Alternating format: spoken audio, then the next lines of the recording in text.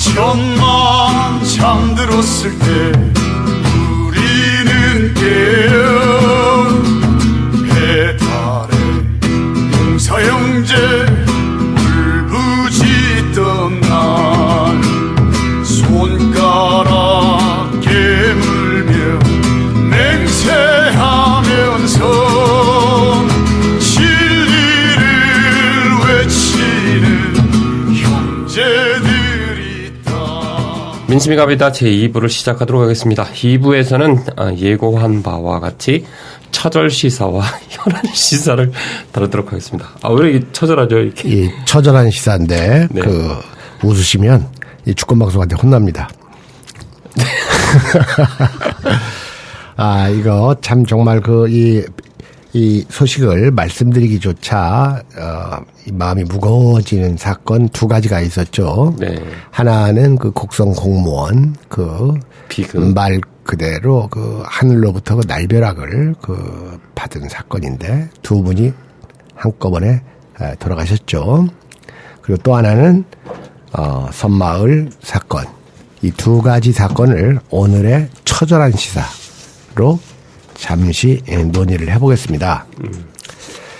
처음에 투신자사라는 사람한테 투신자사라는 사람이 멀쩡히 걸어가는 사람을 가격해가지고 전신으로 가격해서 두 사람이 다 죽었다는 이 뉴스를 봤을 때 세상에 이런 일이 있을 수가 있나.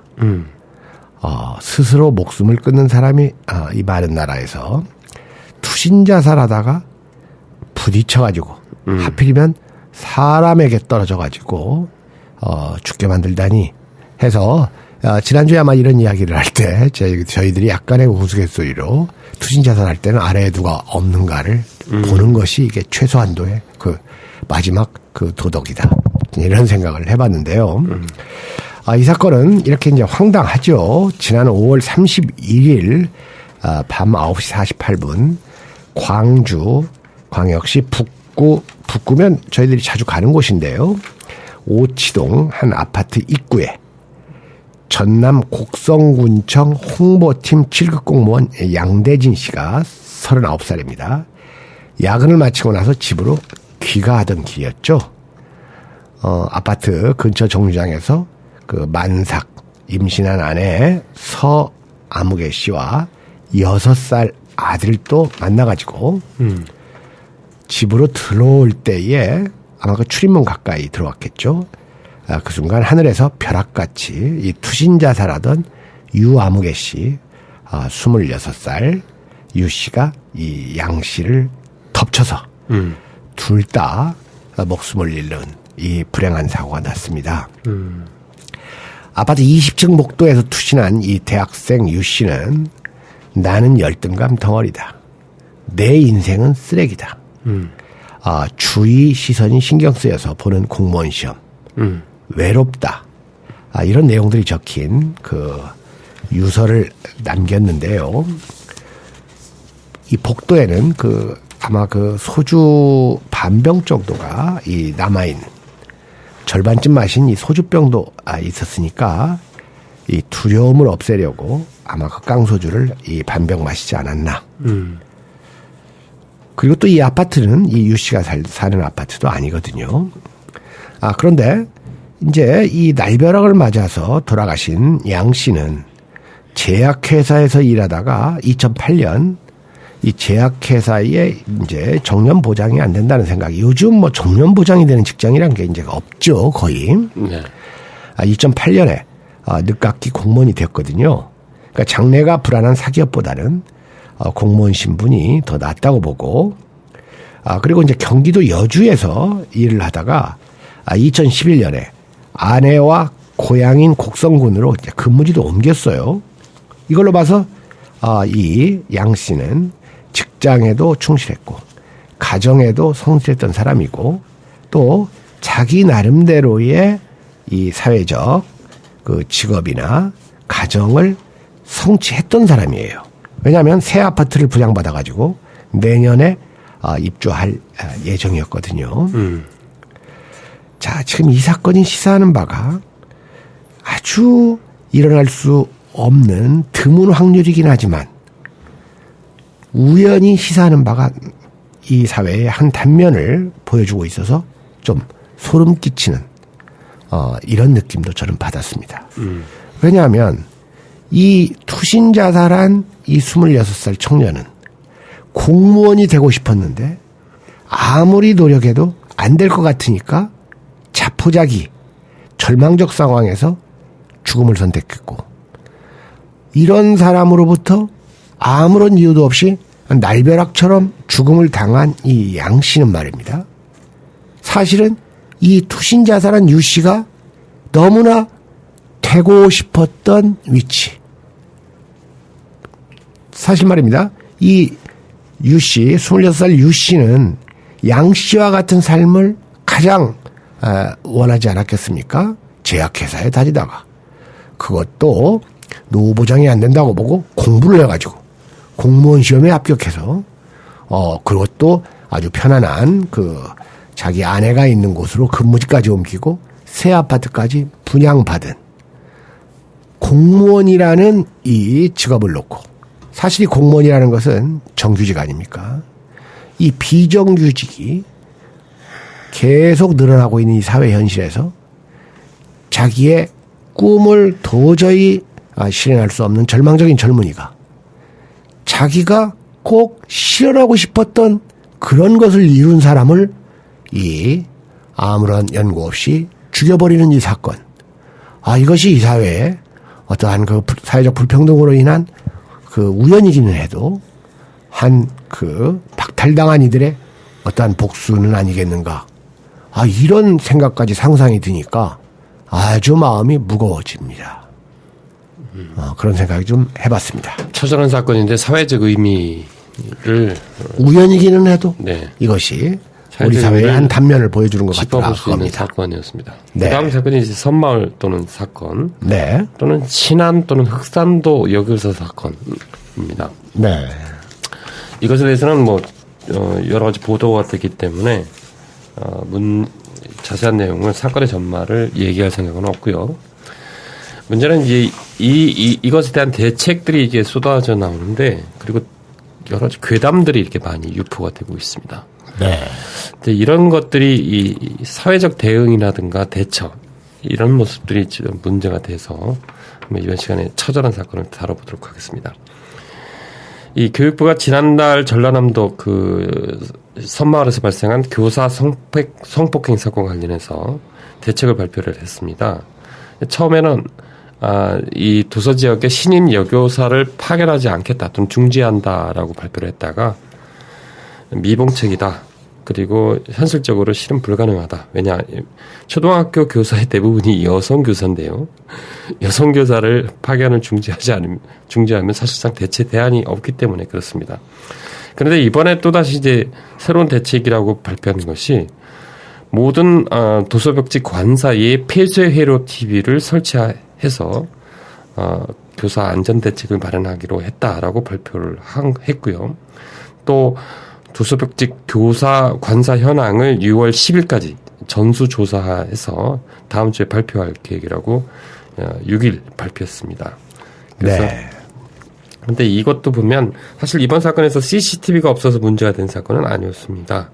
좀 더 이제 근본적인 대책 그리고 또 여러 가지 교사들이 얘기하는 이 현실에 맞지 않는 학교 운영위원회 를 이제 도서벽지에서 실시하다 보니까 이게 학교 운영위원회가 보면 부모 참여를 이유로 해서 만들어졌는데 이 모형 자체가 도시 학교에 맞는 유형입니다. 네.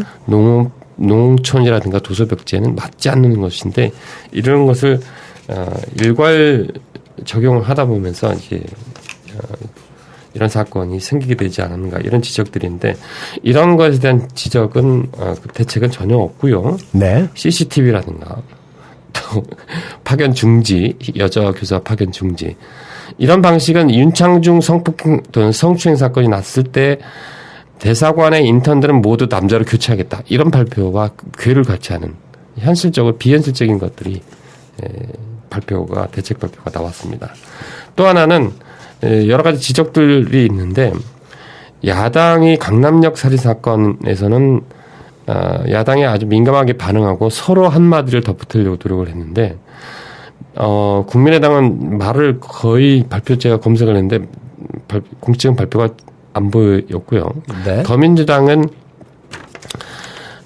이렇게 교육부의 발표에 이제 더 미봉책이라고 이렇게 성토하는 성명서 발표하는 수준 정도에 그치고 있습니다. 상당히 야당이 몸을 아끼고 오히려 발빠르게 대응하는 곳이 새누리당입니다. 이게 민생혁신위원회라는 데가 네. 전남 도교육청을 찾아가서 이제 청취하고 대책을 내놓겠다고 돌아다니고 있는데 네. 그래서 아이러니한 모습을 지금 보여주고 있습니다. 가장 현명하게 대처한 사람은 이 신임 여교사만이 제일 아주 냉철하게 대응을 하고 있는 것으로 보입니다.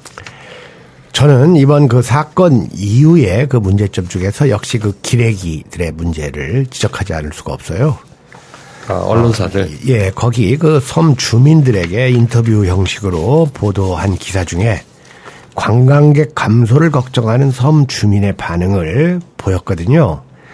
이런 반응을 보이도록 유도한 기레기도 문제고, 이것을 또 설령 이렇게 인터뷰를 했다 하더라도 이런 보도는 안 해야지 이게 기레기가 아니죠. 의도적으로 이런 보도를 하지 않았는가 하는 생각도 좀 들어요. 센세이셔널하게 만들려고. 뿐만 아니라 또 서울에서는 묻지 마라 살인도 하는 판에 젊은 사람들이 술김에 그럴 수도 있지. 이런 것도 다 이런 반응을 유도해가지고 거두절미해서 내보낸 보도거든요.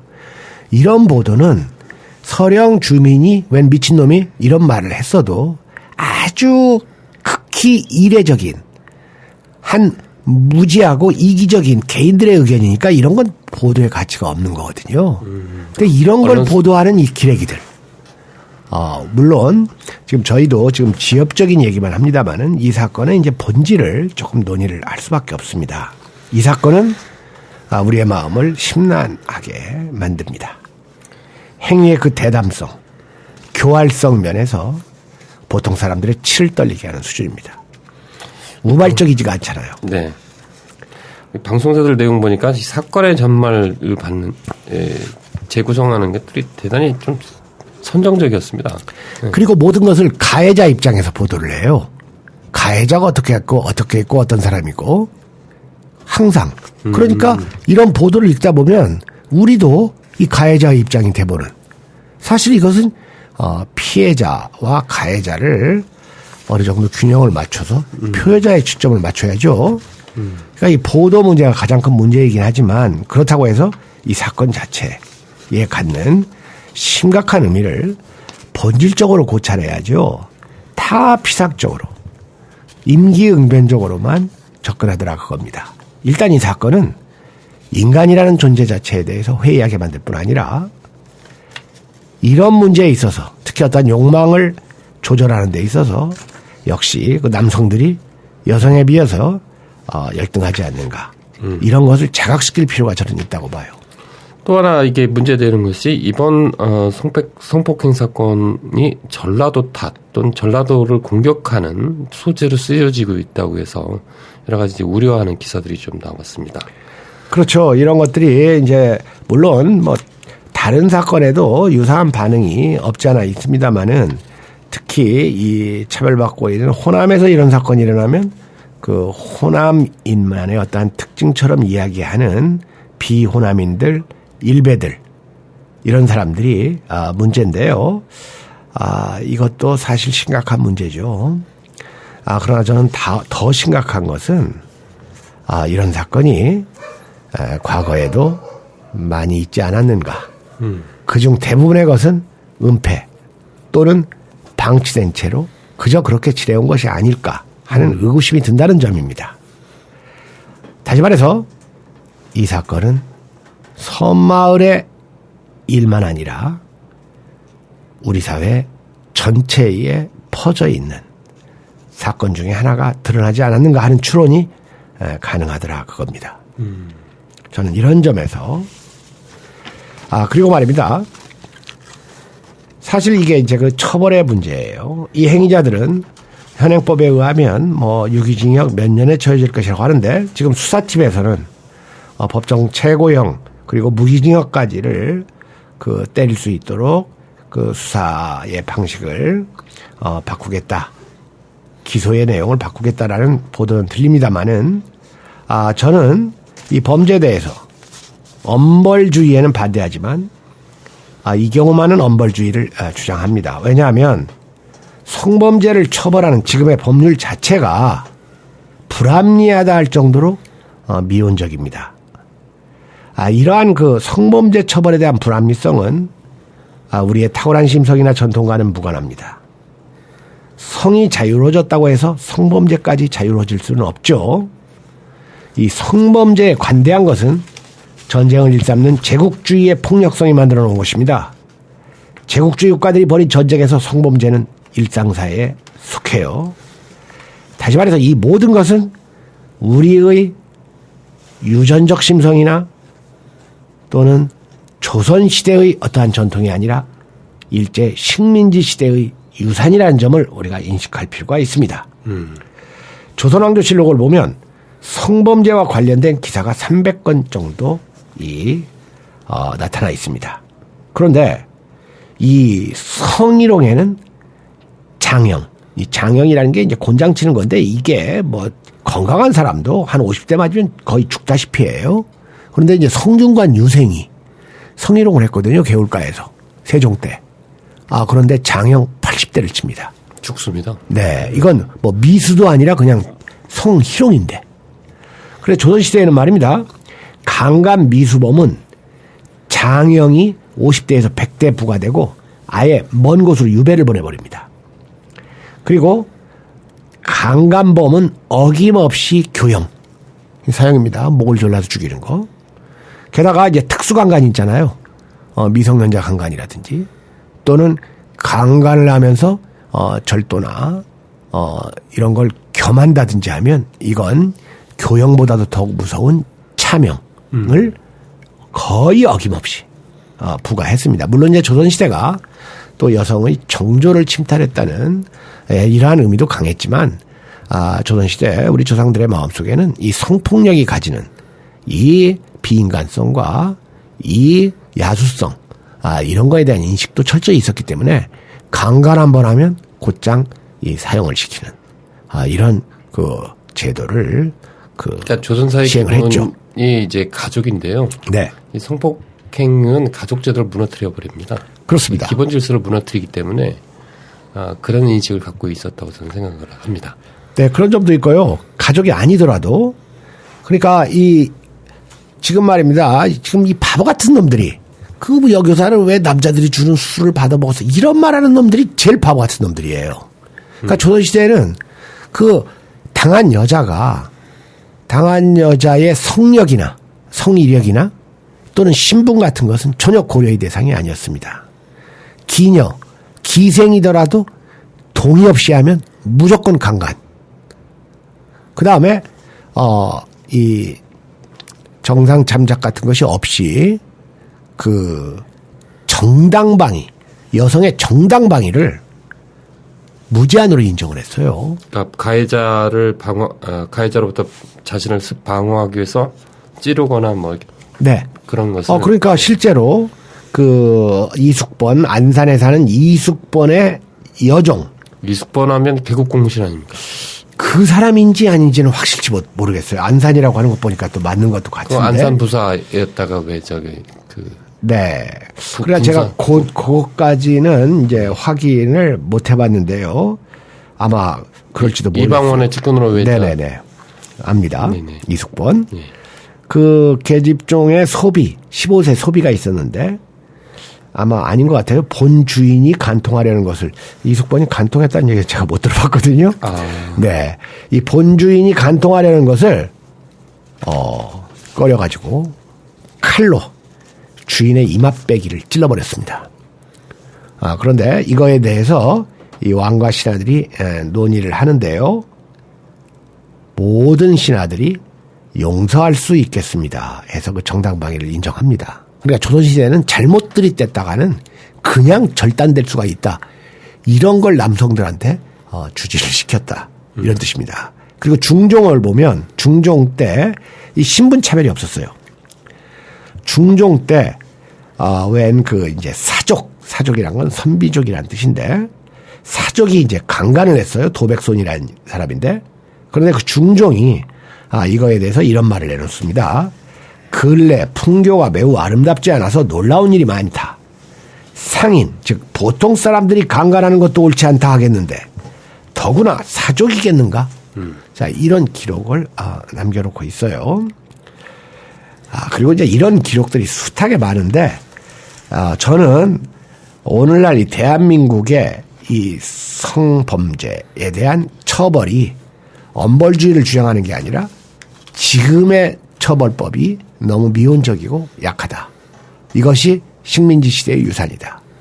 그러므로 이런 범죄에만은 이 처벌을 강화해서 극형에 가까운 처벌을 하는 것이 합리적이다. 이런 생각을 가지고 있습니다. 그리고 이 사건은 좀 더 특수한 문제가 있습니다. 네.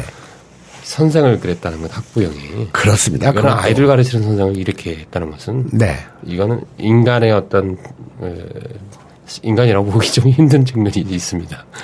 이제 그렇게 말씀하시면 또 이제 그 선생이 아닌 사람들의 성범죄는 또 그것보다도 물론 이제 여기서 그러니까 사회적 윤리 차원에서 그렇습니다. 그런 면을 가중해야 될 측면이 있다. 얘기할 수 있죠. 교사인데 예전에는 그 섬마을 선생님 하면 얼마나 그 존경받고 섬 마을 청년들의 가슴을 설레게 했고 그렇죠. 참 그런 그 전통적인 미풍양속 같은 것들이 섬마을뿐 아니라 모든 시골 마을에. 네. 자 그러면 이 현안 시사로 넘어가도록 하죠. 네, 그렇겠습니다. 지난주에 가장 뉴스에 초점이 됐던 것이 그 서울 지하철 구의역 스크린도어 협착사 19살 김군의 협착사 사건이었죠. 예. 뭐 사건은 이제 이미 그 며칠이 경과했으니까 여러분들이 잘 아시리라고 보고 이 사건으로 인해서 불거진 메피아라는 거 그리고 서울 메트로라는 것이 서울시와 밀접한 관련이 있으면서 얼마나 여기가 복마전 판이었는가를 이 국민들이 새로 알게 됐어요. 메피아라는 것은 그러니까 이게 이제 그 합성어죠. 서울 메트로와 메트로의 메자에다가 마피아의 피아를 합친 거죠. 근데 뭐 네. 좀 유치한 서로 주어이긴 사건이 하지만 생겼을 때도 해수부와 마피아에서 해피아. 네. 그다음에 정치인들 그러면 정피아. 네. 그다음에 관리들 그러면 관피아. 관피아. 네. 그 팟피아라는 것도 있습니다. 팟피아. 예, 팟캐스트가 횡포 부르면 팟피아라고 합니다. 모피아도 있습니다. 그렇죠. 모피아. 재무부와 금융계통에. 네. 그런 비리들이 있는데요. 그 단순히 보면 이게 메트로만의 문제는 아닌데 이번에 그 경찰이 이제 압수수색을 하면서 메피아의 비리 구조적 문제점을 파헤치겠다라고 이렇게 압수수색을 들어갔습니다. 그리고 뉴스에서도 이제 서울 메트로의 문제점인 메피아 어떻게 탄생했나 이런 것을 집중적으로 보도를 하고 있는데요. 네. 연합뉴스 기사를 보니까 구의역 사망 사고로 메피아 논란이 일고 있는데 그 근본 원인을 서울 메트로의 어떤 구조조정에서 찾아야 한다는 지적을 보도했습니다. 그래서 서울 메트로 사장 직무대행이 지난 3일 서울시의회 현안 업무 보고에서 2007년 경영 효율을 추진하면서 정원을 10% 1,000명가량 줄이게 됐다. 그리고 그 하나로 민간 위탁 사업을 시작했고 지금까지 이런 것이 남아 있었다라고 해서 이제 이것을 보도를 했는데 현재 이제 서울 메트로는 이제 적자로 인해서 공기업 개혁의 어떤 타켓이 되었고요. 그리고 이런 무임승차 부담 때문에 매년 이제 빚이 쌓이고 있다라고 얘기를 합니다. 그래서 이제 1,000명 감축안을 시행을 했고 그 과정에서 이제 메트로 출신이 민간 용역업체인 은성 PSD 이 플랫폼 시큐리티 디펜스의 약자와 같습니다. 네. 가 만들어졌고요. 그리고 이들 은성 PSD 같은 데에서 서울 메트로 1, 2급 고위직이 제한을 하는 규정들이 없어서 매피아 양산을 부채질했다 이렇게 보도를 하고 있습니다. 그러니까 일단 그 서울 매피아라는 곳이 그 하청 회사에 그 지금까지 그 가했던 이 갑질 네. 뿐만이 아니라 그 낙하산 네. 이제 이런 것이 1차적으로는 문제가 돼요.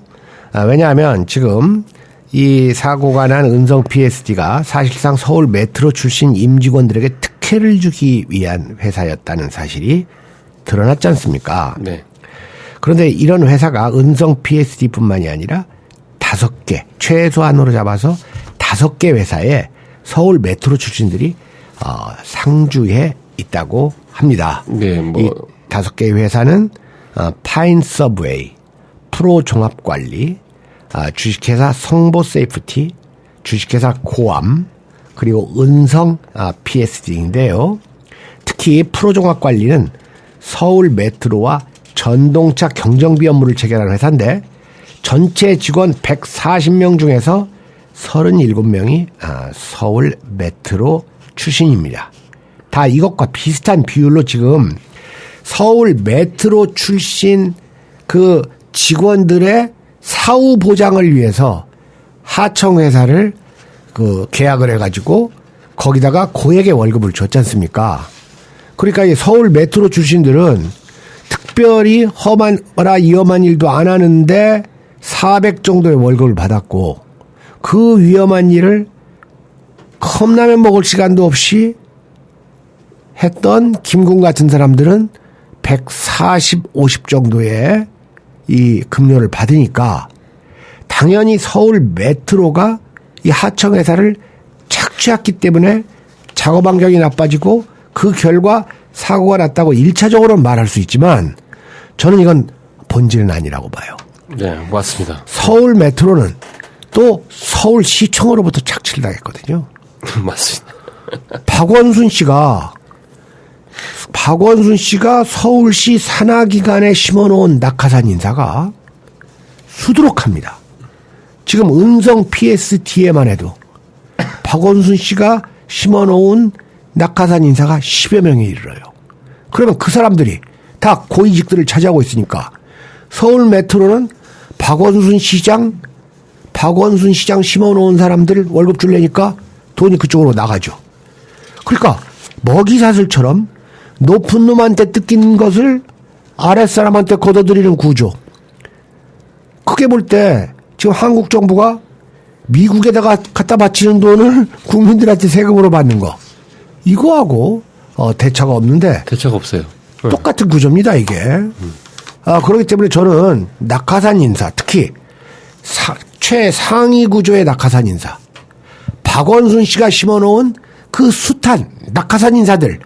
이것을 해결하는 게 저는 본질이라고 봅니다.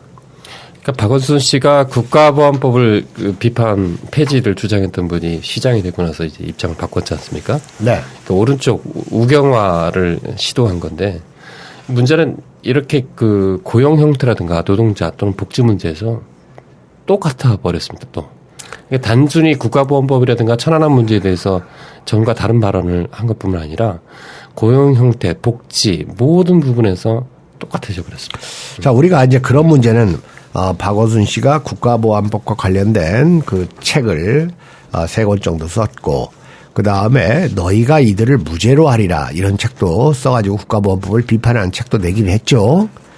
그런데 이제 시장이 되고 나서 그 뭐 자주시보가 그 폐간되는데 살짝 외면해가지고 자기가 할 일을 안 했고 그 다음에 또 이 통합진보당 해산이 정부로서 할 만한 일이다. 그리고 천안함은 북한의 소행이다. 자, 이런 말들을 하니까 박원순 씨가 우경화됐다, 변화했다 그러는데 물론 시각에 따라 다를 수는 있습니다. 원래 그런 사람이라는 얘기인가요? 네, 그렇게 볼 수도 있죠. 예를 들어 김지아 같은 사람이 나이 들어서 변화하니까 젊어서는 안 그랬는데 변했다. 저는 본질이 원래 김지아가 그런 사람이었는데 자기의 이름을 날릴 수단을 민주화 투쟁으로 삼았다라고 그렇게 볼 수밖에 없어요. 박원순 씨도 저는 그렇게 봅니다. 원래 그런 사람이에요. 박원순 씨 부인이 그 뭡니까 인테리어 사업 하지 않습니까? 네. 거대한 사업이에요. 근데 그 부인이 국무과 출신 아닙니까? 그리고 인테리어 사업을 별로 뭐 특별히 처음부터 해오지도 않았고 그냥 그런데 이걸 시작하면서 지금 박원순 씨가 참여연대하고 아름다운 가게를 하지 않습니까?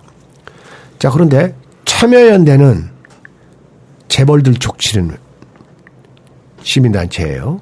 그럼 참여연대가 재벌을 족쳐요. 그러면 재벌이 아름다운 가게에다가 기증을 합니다. 그 박원순 씨 부인의 그 인테리어들이 아름다운 가게 같은 거, 그 다음에 현대모비스 같은 거, 그 자본력도 없고 기술력도 없는 대표한테 어떻게 그게 돌아가겠어요? 그러니까 박원순 씨는 두 개의 대표를 동시에 했었어요. 하나는 기업 족치는 시민단체, 하나는 기업으로부터 이 후원금을 받는 시민단체. 참 이런 문제도 우리가 거론하지 않을 수가 없어요. 지금 이번에 그 자기가 박원순 씨가 이 매피아 구조를 처음 알았다라고 했는데 매피아를 가장 먼저 상위 구조에서 만든 사람이 자기 자신 아닙니까? 거기 뭐 박원순 선거 캠프 사람들, 그 다음에 민주통합당 사람들, 심지어는 심상정 그 보좌관이었던 사람들, 이런 사람들까지 다 심어놨거든요. 네.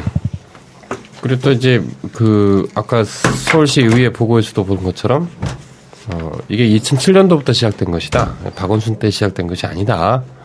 또는 이명박 때 철도안전법 이런 것들이 개정이 되면서 철도 부실화 또는 철도 위험화들이 초래됐다라고 하면서 자기 때가 아닌 그 전 때 일어난 일이다. 2007년이면 참여정부 말기 아닙니까? 그때 이제 구조조정 이루어졌고 지금 이제 그런 차원에서 박원순 씨는 잘 모르는 상태였다. 이렇게 얘기를 하고 있고요. 네. 근데 사실은 지하철 문제는 서울시장이 되기 전부터 나온 문제이고 또 시장이 된 이후에도 지속적으로 사고가 이게 거듭되면서 이 외주화 문제는 공론화된 적이 몇 번 문제 제기된 적이 몇 번 있었습니다. 근데 이것을 이번에 처음 알았다는 것은 사실 언어도도 아니고요. 네. 그렇게 신문에 민감하게 대응하는 언론의 홍보팀을 190여 명씩 동원하고 있는 부서에 서울시에서 몰랐다는 것은 네. 정말 납득이 안 되는 이야기라고 봅니다. 자, 아까 여러분들 이 방송 중에 이게 덜컹하는 소리가 났죠. 갑자기 방송을 하고 있는데 그 아래 주차장에서 차를 좀 빼달라는 전화가 와가지고 제가 이 전화를 받느라고 급히 나갔다 왔습니다. 방금 말씀하신 대로 이 먹이사슬의 나쁜 구조를 깔아놓은 건 이명박이에요. 이명박 서울시장 할 때. 그리고 이것이 더 심해진 것은 오세훈 때고. 그러나 박원순 씨는 이것을 철저히 방치하면서 이명박 오세훈이 만들어 놓은 그 서울시장의 특권을 자기도 마음껏 누렸죠. 다만 자기가 아닌 척하면서 누렸다는 점이 오세훈이나 이명박하고는 좀 차이가 있다고 볼 수가 있습니다. 그렇게 볼 수 있겠네요. 네. 그렇습니다. 네. 사실 이 박원순 씨는 20억 고액 연봉에다가 온갖 비리 불법을 자행한 지휘자 정명훈을 감싸고 돌았죠. 그런데 놀라운 것이 지금 서울시청에 말입니다. 서울시청 홍보 담당 직원이 195명이나 된다는 얘기를 제가 지난주에 말씀을 드렸죠. 이런 뭘 봤을 때 지금 우리나라 야당은 우리가 생각하는 것만큼 좋은 집단이 아니다. 우리가 나쁜 집단이라고 알고 있고 실제 나쁜 집단이 여당이라면 뭔지 좀 나을 것 같고 좀 괜찮은 집단이라고 생각하는데 실제로는 박근혜 집단과 별 차이가 없는 도덕성을 보이고 있는 집단이 저는 우리나라 기성 야당과 상당수 시민단체가 아닌가 이런 생각을 한편으로는 해봅니다. 네, 2014년도 발표한 지방정부가 좋은 일자리위원회가 발표한 2014 지방정부와 일자리 보고서에 따르면 서울 메트로에는 간접고용 비정규직 노동자가 3,223명이라고 있었고요. 아까 5개 업체를 얘기했는데 크게 7, 8종의 간접고용이 이루어지고 있습니다. 주로 이제 경정비, 철도 장비, 모타카, 취급, 유실물, 그다음에 승강장 스크린 도어, 플랫폼 그 스크린 도어, PSD 이런 안전과 직결되는 업무들이 대다수 외주화되어 있다라고 얘기를 합니다. 그리고 또 네네. 서울시 차량들이 상당히 노후화됐는데 이것이 30년 연한으로 늘려지면서 노후화된 차량들이 계속 운행되고 있어서 위험을 경고하는 글들이 문제 제기들이 있는데 서울시는 이 부분에 대해서 누리고 있다는 아까 지적이 타당한 것 같습니다. 저는 말입니다. 이번 사건은 서울 메트로는 물론 서울시에까지 수사가 저는 착수돼야 된다고 봐요. 이것은 최소한도 국정조사나 이 청문회가 실시돼야 되는데 더민주당에서 박원순 시장을 지금 감싸고 있지 않습니까? 네. 저는 이건 수사감이 이런 걸 수사 안 하면 어떤 걸 수사합니까? 이런 동일한 사건이 이 정도 일어났고 이러한 먹이사슬의 부패 구조가 있었으면 조선시대 같으면 한성판유는 이건 사직은 물론 유배감입니다. 유배. 제가 지난 시간에도 이런 말씀을 드렸지 않습니까? 이번 기회에 우리는 이 박원순 시장이라는 이분의 그 실제 정체에 대해서도 어느 정도 알고는 있어야 된다 생각합니다. 이 박원순 시장이 최초로 이 정계에 등장한 것이 최초 그 서울시장 보궐선거 아닙니까? 네네. 그때 안철수 씨가 서울시장 유력한 후보로 그 부각돼 있을 때 이 박원순 씨가 출마를 그 이메일로 안철수 씨와 주고받고 백두대간을 등반하고 산에서 금방 내려온 털 부숭이 모습으로 면도도 하지 않고 나타났잖아요. 그때까지만 하더라도 우리는 이 박원순이라는 사람이 상당한 의식도 있고 또는 그 민주화 또는 시민단체에서 순수한 사람인 줄 알았는데 그 당시에 그 백두대간 행사가 재벌 코오롱으로부터 1억 원을 협찬받은 행사였습니다. 자, 이러한 그 이중적인 면 저는 이런 것들을 우리 국민이 꿰뚫어 볼 수 있을 때 이 나라의 그 정치적 선택이 더 바르게 되고 또 우리 사회에 한 단계 발전할 수 있지 않을까. 사회의 발전을 위해서 불편한 이 진통을 회피하는 것으로는 우리 사회가 더 이상 좋아질 수 없다.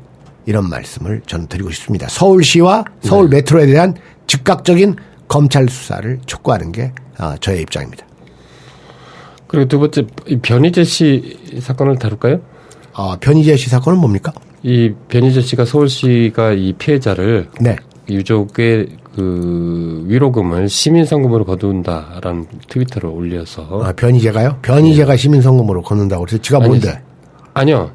서울시가 네. 그렇게 하려고 한다는 것을 이제 비꼬는 글을 트위터로 올렸는데 네. 많은 신문들이 이제 이것을 인용을 해서 보도를 했다라고 하는데 오보였다고 합니다. 네. 오보였겠죠. 지금 만약에 그런 발상을 했다면 옛날에 그 이명박 씨가 숭례문 불타니까 국민성금으로 했을 때 얼마나 많은 비난을 받았습니까? 그러니까 그 변희재 씨도 그 박원순 씨를 저처럼 박원순 씨에 대한 이 깊은 애정을 갖고 있는 가운데 비판을 해야지. 변희재 씨는 이 박원순 씨하고 문재인 씨를 아주 싫어하는 것 같아요. 저하고는 좀 정반대인 것 같습니다. 유시민 씨도 싫어합니다. 그렇습니다. 저는 유시민 씨는 뭐 이렇게 내면으로도 애정은 없습니다만은 어쨌든 박원순 문재인이 그 야권에서 유력한 정치인인 건 사실이지만 그들의 실모습, 실체, 이것을 정확하게 알고 언급할 것은 언급하고 말할 것은 말해야지.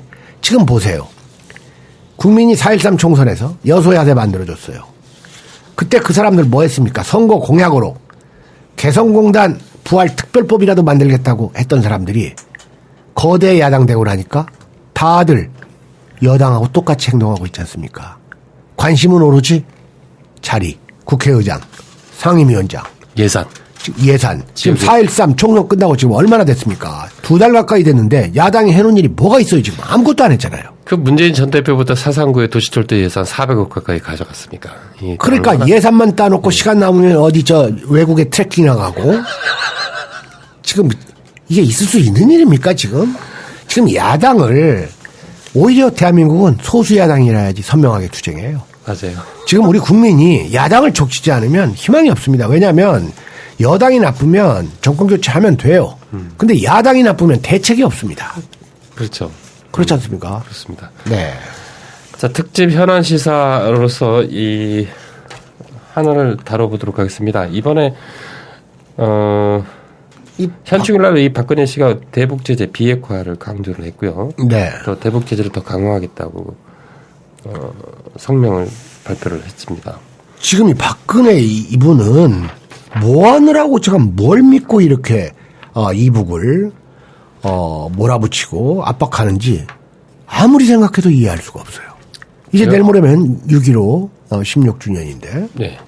지금 그 아프리카하고 파리 순방하고 오자마자 현충일에서 네. 현충일에 6월 5일날 돌아와서 네. 6월 6일날 연설을 했죠.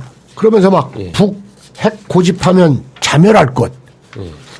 이게 무슨 말입니까? 이게 전쟁할 때나 하는 말 아니에요, 이런 거? 대북용이 아니고 네. 제가 보기에는 국내용 같습니다. 그래서 뭐 북한 정권은 핵과 미사일 개발을 고집할수록 국제사회에 더욱 강력한 제재와 압박에 부딪히게 될 것이며 결국 고립과 자멸의 길로 빠져들고 말 것이라는 사실을 분명히 깨달아야 할 것이다. 제가 박근혜 씨한테 하고 싶은 말이 바로 이런 말이네요. 네. 지금 현대 사실은 외교적으로 고립되고 있는 것은 박근혜 정부입니다. 그리고 국내에 어려운 현안만 있으면 이 사람은 툭하면 외국 가는 게 너무 잦으니까 이 우연이 아닌 것 같이 느껴지잖아요. 그러니까 이 아몰랑이라는 이 별명이 생겼지 않습니까? 원래 이제 아몰랑이라는 말이 몰라 뭐 그런 뜻. 네, 아몰랑해서 약간 비논리적이고 수동적인 여성을 풍자하는 맥락에서 생긴 신조어라고는 할 수 있어서 이런 말 속에는 여성을 깔보는 의도가 개입되어 있어서 말을 쓰기는 어렵습니다만은 제가 여성 일반에 쓰지 않고 특정인을 상대로 아몰랑이라고 쓴다면 우리 여성 청취자분들도 양해하시리라고 믿습니다.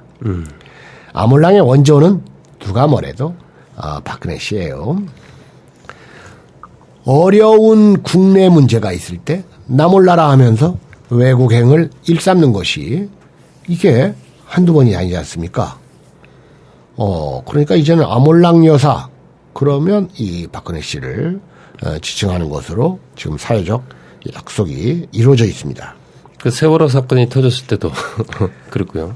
통합진보당 해산 때도 그랬고. 그렇지 않습니까? 네. 2013년 11월에 유럽 출장을 아몰랑하고 아몰랑이 떠났어요. 그런데 그 유럽 출장 가가지고 제가 기억으로 아몰랑이 한 일은 하나뿐입니다. 뭐 하는 줄 아세요? 호텔방에서 은밀히 통합진보당 해산 청구 전자 결제를 했죠. 이번에도 또 그 전자 결제했죠. 국회법 개정안 그 거부권. 그것도 이번에 가서도 사실 박근혜 씨가 이번에 가서 아프리카하고 파리에서 한 일이 뭐 있어요? 두 가지입니다, 이번에는. 하나는 이 국회법 그 거부권 전자 결제한 거. 하나는 옛날 그 어학연수 받을 때 그 살았던 하숙집 찾아간 거. 이거 말고는 뭐 한 일이 있어요? 근데 수료증을 왜 그때 안 받고 지금 받았을까요? 그러니까 그게 무슨 수료예요. 공부하다가 갑자기 엄마 돌아가셔가지고 급히 오신 거 아닙니까? 그러니까 일종의 명예수료증 같은 거. 그렇죠. 그러니까 말도 안 되는 거 그거 무슨 그까지 그리고 무슨 뭐 그게 무슨 대학도 아니고 어학원이에요. 어학원. 네. 어학연수 갔다 왔죠. 무슨 유학은 무슨 유학입니까? 우리가 유학이라고 하면 그래도 정식 이 인가 학교에서 수업을 할 때 그 유학이지 어디 뭐 연수 좀 가고 어학 외국어 공부하고 오고 또는 박어순 씨처럼 별로 초대받지도 않은 곳에 가가지고 방 하나 빌려가지고 쓰고 와가지고 무슨 연구원이고 개공교수고 이런 바보 같은 말들하고 그러니까 유학의 개념이라는 것도 그렇지 않습니까? 그건 연수 간 거죠, 연수. 그렇군요. 네. 이번 현충일 발언을 보면 네. 핵심은 맨 뒤에 있다고 보고요. 이럴 때일수록 우리는 애국심과 단합으로 나라를 지켜야 한다라고 강조를 했는데 현재 대북 정책이 실패했다는 것은 이제 여러 가지 보도가 되고 있습니다. 이런 비판을 반애국 분열로 이렇게 치부하면서 자기 비판 세력에 대한 반격을 시도한 것이라고 저는 봤습니다. 지금 그 이 대북 제재, 유엔의 대북 제재, 미국의 대북 제재에 대해서 러시아 외무부 대변인이 한 발언을 했죠. 네. 유엔 안보리 규정을 벗어난 제재는 국제법으로 간주할 수 없다. 이런 발언을 했네요. 이것은 유엔 안보리 규정을 벗어나서 이제 추가 규제를 또 하겠다고 얘기를 하니까 네. 이런 규정은 유엔 안보리 규정에 위배된 것이고 네. 이것을 미국이 다시 한번 금융 제재를 가하겠다는 결정에 대한 입장 발표라고 보입니다. 지금 계속해서 이 북측에서 이 남측의 군사회담을 제의해오고 있는데 그때마다 이 남측 정부는 아주 일축하는 것으로 일관하고 있어요. 네. 이토록 이 민족 문제에 이 반민족적인 태도를 취하는 이 박근혜 정권을 보면서 역시 아버지를 닮아서 이 반민족적인 이 정치 행태를 보이고 있구나 하는 생각밖에 들지 않네요. 네, 북측이 남쪽에다가 군사회담 실무 접촉을 두 차례 제안을 했습니다. 한 번은 5월 21일이고요. 통지문을 이제 남쪽에 발송을 했고 다시 한번 24일에 남북 또는 북남 군사 당국 회담을 다시 요구를 했는데 국방부는 계속해서 무시 전략을 취하고 있다는 얘기입니다. 통지문 내용은 보면 조선중앙통신이 이제 보도한 내용인데요.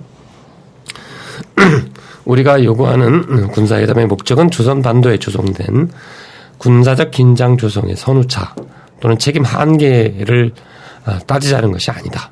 군사 분계선과 서해 열점 지역에서 열도 군사적 충돌 위험 이런 초미의 문제들을 시급히 논의하고 해결하기를 바라는 온결의 기대와 의사를 반영한다라고 주장을 했고요. 그리고 쌍방 사이에 불씨가 튕긴다면 그것은 기필코 확전될 것이며 그 피해는 우리 민족이 입게 될 것이다. 그래서 이 남쪽이 협상을 외면하지 말 것을 촉구를 했습니다.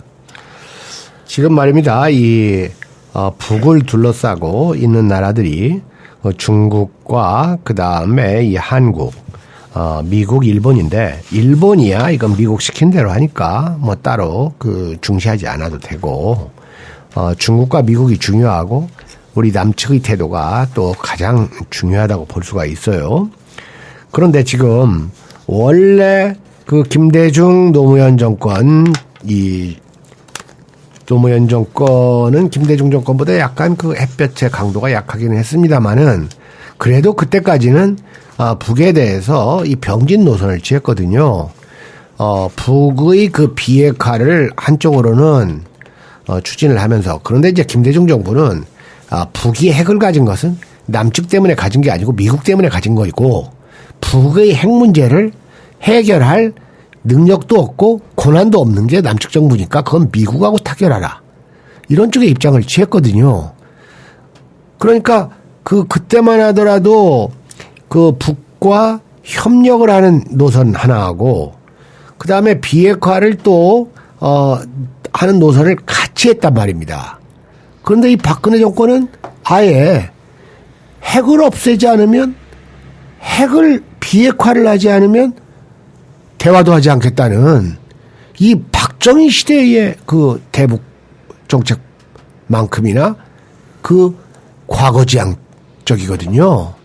이런 식으로 해가지고 개성공단 없애고 나중에 이 민족이 끝내 화해하지 못하고 오히려 이것이 더 불행한 일로 결과됐을 때 이 역사적인 죄악을 어떻게 하려고 이렇게 박근혜 씨는 답답하게 이 민족 문제에 꽉 막혀 있는지 통탄스럽습니다. 그리고 지금 6.15 16주년이 다가오고 있는 입장에서 이 남북 문제가 꽉 막힌 채 저는 그래서 이 차기 이 대선 후보는 무조건 이 남북 화해를 추구하는 사람 설령 허경영이 출마하더라도 이 남북 화해를 추구하는 사람을 제 1순위에 두고 저는 선택을 하고 싶은 생각이 드네요. 제가 이 방송을 하나 YTN에서 봤는데요. 네. 단독 보도한 건데 미 재무부 장관이 의회에 보고한 대북제재 실적 보고서를 입수했다라고 보도한 겁니다. 네. 이 문건을 보면 2014년과 15년 대북 금융제재 실적과 비용에 대해 관한 것인데 네. 2014년 하반기에 북한의 금융거래 4건을 적발해서 17,000달러 우리나라 돈으로 약 2천만 원 정도를 동결시켰답니다.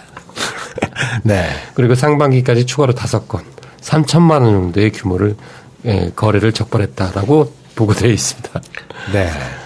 그리고 이 자료를 보면 대략 이렇게 2천만 원, 3천만 원, 5천만 원 규모의 북한 자금을 동결하기 위해서 미국이 쓴 돈은 그 10배인 5억 원 정도가 들었다고 밝혔습니다. 네. 이제 아주 이제 비실용적인 것이죠. 그러니까 즉 대북 제재가 실효성은 없었고 비용은 많이 들어가면서 이 5천만 원을 하기 위해서 이게 대북 전 세계적으로 옥죄기를 했다는 얘기죠.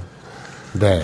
그런 결과를 주면서 이 상징적인 효과 외에는 거의 대북 제재가 실효가 없다는 보도가 있었습니다. 그 가운데 미국 같은 경우는 상당히 이중적인 태도를 취하고 있는데요. 우리나라는 비핵화를 위해서는 어떤 대화도 없다고 하지만 미국은 사실은 북한과 1.5 트랙 대화를 스웨덴에서 가진 적이 있다고 제가 지난주에 말한 적이 있고요. 그리고 북한이 이란 또는 시리아, 수단 이런 세 개국과 달리 테러 지원국에서 지금 제외되어 있습니다. 네. 그래서 미국 국무부가 이제 6월 2일 날 제출한 2015년 국가별 테러 보고서에서 이란, 수단, 시리아 3개 국가를 테러 지원국으로 지정을 했는데 8년째 지금 북한을 명단에서 제외하고 있고요. 네. 이렇게 그토록 이제 치를 떨고 어떤 대화도 없다라고 한 북한은 8년 전에 이미 테러 지원국에서 뺐으면서 이란과는 외교 관계를 다시 이제 회복을 하고 있는데 그 나라는 테러 지원국에서 지금 아직 도와주지 않고 있습니다.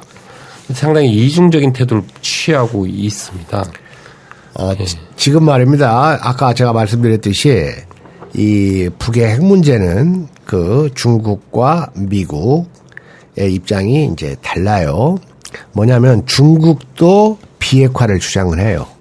기본적으로 핵을 가지고 있는 나라가 남의 나라 비핵화를 주장하는 것 자체가 이건 모순이고 억지 논리긴 하지만 중국도 비핵화를 주장하기는 하는데 그 비핵화는 이 조선반도 한반도 전체의 비핵화거든요.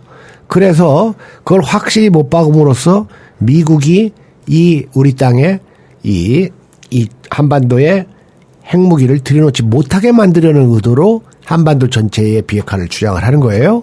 그러나 일본이나 남측이나 미국이 얘기하는 것은 북한 비핵화예요, 지금. 그 점이 큰 차이가 있고, 그리고 중국은 말은 그렇게는 하지만 실제로 자기들이 이 북을 비핵화시킬 수 없다는 것을 알아요. 알고 겉으로는 유엔에 협력하는 것 같지만 실제로는 그게 안 된다는 걸 압니다. 북을 잘 아는 게 중국인데. 그런데 이제 미국은 말입니다. 지금 조금 이게 입장이 바뀌었어요. 바뀌었어요. 왜냐하면 이란은 보세요. 이란은 그게 중동에 있습니다. 이란은 배후 강국이 없지 않습니까? 그러니까 만약에 이란이 핵을 만들면 그것이 심지어는 그 중동, 심지어는 IS 같은 데까지로 옮겨갈 가능성도 있어요. 그러니까 이란의 비핵화는 무조건 이루어야 되는 거예요, 미국이. 그러나 지금 어느 면에서 북핵은 지금 미국이 이용해 먹고 있는 거예요. 뭐냐? 북핵을 가지고 중국을 압박하는 수단을 잡는 거예요. 왜냐하면 핵보유국이라는 점에서 중국과 미국은 공통점을 갖거든요. 그러니까 북이 핵을 만들면 안 된다는 걸 가지고 북이 계속 핵을 만든다는 걸 알면서도 그걸 가지고 그 문제가 생길 때마다 중국을 압박하는 수단으로 삼는다 그겁니다. 맞습니다. 맞습니다. 그러니까 이런 점이 참 이런 점을 꿰뚫고 이거에 우리가 참 적극적으로 그리고 아주 지혜롭게 대처를 해야 되는데 이 꽉 막힌 박근혜 씨 그냥 핵 없으면 그러니까 자기가 능력이 없으니까 다 포기하는 거예요. 네. 또 미국은 사실은 북한에 대해서 뭐 비핵화보다는 아까 선생님 말씀하신 대로 중국을 견제하기 위한 수단으로 이 비핵화 문제를 논의하고요. 그렇죠. 그리고 사실상 그 내용 자체는 비핵화가 아니라 비확산입니다. 이 내용이 좀 다르고요. 네. 근데 이 일본은 자기 재무장을 위한 수단으로 지금 북한을 쓰이고 있을 뿐이지 비핵화 문제를 그 이상으로 이렇게 접근하지 않습니다. 그리고 박근혜 정권은 국내의 반박 세력 또는 반정부 세력을 견제하기 위한 수단으로 쓰이고 있다라고 저는 보고 있습니다. 그러니까 목적 자체는 그쪽이 아니고 제법은 세 나라가 다 다른 데 있어요. 그렇습니다. 예. 특히 이게 북핵은 미국으로서는 바둑용어로 치면 무슨 꽃놀이패 비슷한 거예요. 예. 북핵 가지고 중국 압박하지, 북핵 가지고 일본하고 이 한국에 무기 팔아먹을 수 있지. 그렇기 때문에 절대 미국은 이 사태를 좋게 만들지도 않고 나쁘게 만들지도 않고 현상 유지가 실제적인 목적이에요. 그래서 중국도 사실은 겉으로는 이제 미국을 지지하는 것처럼 얘기하면서도 실제적으로는 다르게 이중적인 태도를 다 이중적인 보여주고 태도를 있습니다. 보여주고 있습니다. 네. 참 그런 점이 6.15 16주 이게 뭐냐면 목전에 두고 핵과 관련된 문제에서 사실상 이 핵을 인정하는 나라는 전승국가 5개국밖에 없습니다. 그렇죠. 공식적으로 이게 2차 세계대전 이후 질서가 그런데 현실적으로 핵무기를 갖고 있는 나라는 5개국가 외에 많습니다. 인도, 파키스탄, 이스라엘. 그렇죠. 이런 나라 아무 문제 제기를 하지 않습니다. 네네. 그러니까 이런 게 뭐냐면 현실적으로 이 나라의 핵무기를 인정을 하되 확산을 저지하는 그런 데에 포커스를 맞추고 근데 겉으로는 요 5개 나라만 갖는다는 것을 유지하는 것인데 왜냐하면 그래서 이게 현실 자체가 이중적입니다. 핵무기 비확산에 관한. 그러니까 이른바 그 다른 나라들은 지금 암묵적 동의하에 핵을 보유는 하고 있는 건데 그들 나라를 핵을 문제 삼아 가지고 뜯어먹을 게 생기면 또 언제든지 뜯어먹겠죠. 그러나 이게 국제 이 정치 환경이나 지형상 이란의 핵은 정말로 무서운 거예요. 미국 입장에서는 그 중동 나라로 퍼질 수가 있으니까.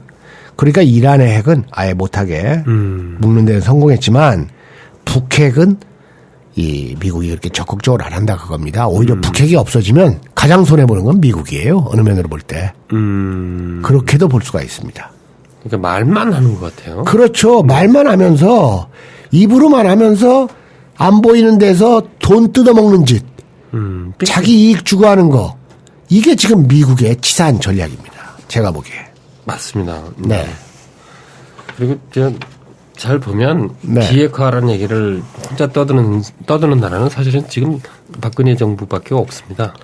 그런데도 우리나라 야당과 진보 정당이라고 하는 데에서 북핵 비핵화를 얘기하고 있으니 이게 한심한 노릇이죠. 그러니까요. 네.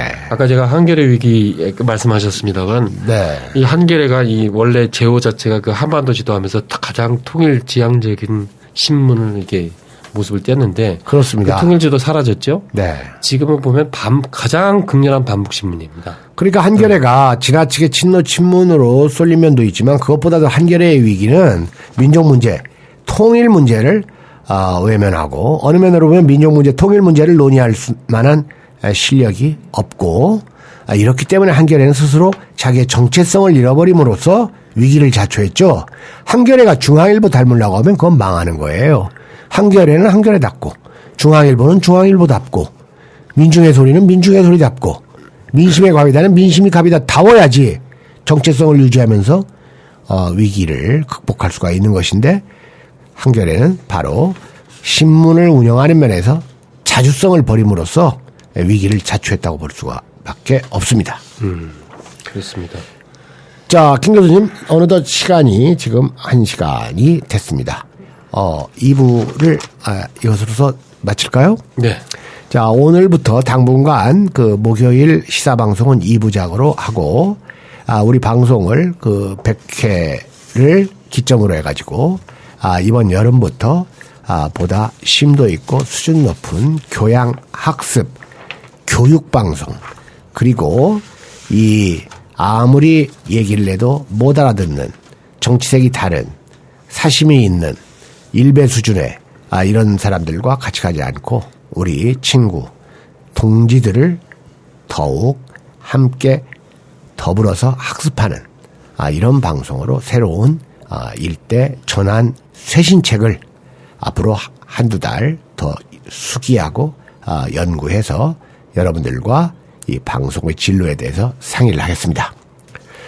6월 23일 우리 방송이 100회째를 맞이하는데 그날 어떤 행사를 할지는 일주일 동안 더 여러분들 의견을 구하고 더 생각해 본 다음에 다음 주 방송에서 여러분들에게 공지해 드리도록 하겠습니다.